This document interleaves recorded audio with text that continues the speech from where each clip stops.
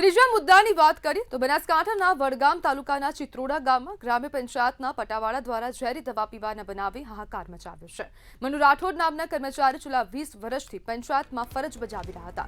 અચાનક પંચાયત કચેરી આગળ જ ઝેરી દવા ગટગટાવતા સ્થાનિકોમાં ચકચાર ફેલાઈ ગઈ હતી.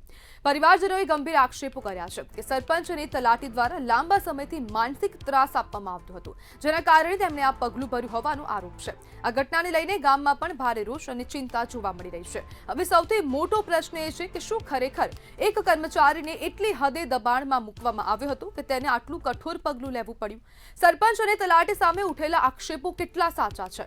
શું આ મામલે નિષ્પક્ષ તપાસ થશે? વડગામ પોલીસે સમગ્ર મામલે તપાસ શરૂ કરી છે, પરંતુ સવાલ એ છે કે જવાબદારો સામે ક્યારે અને કેવી કાર્યવાહી થશે? શું પીડિતને ન્યાય મળશે કે પછી આ મામલો પણ દબાઈ જશે? અને વધુ એક ઘટના સામે આવી છે, જેમાં હવે સફાઈ કર્મચારી દ્વારા આપઘાત કરવાનો પ્રયાસ કરવામાં આવ્યો છે અને હવે સરપંચ અને તલાટી પર હવે ગંભીર આક્ષેપો કરવામાં આવ્યા છે. પરિવારજનો તરફથી તેવું કહેવામાં આવી રહ્યું છે કે માનસિક ત્રાસ આપવામાં આવી રહ્યો છે, જ્યારે વડગામ પોલીસે સમગ્ર મામલે તપાસ પણ શરૂ કરી છે.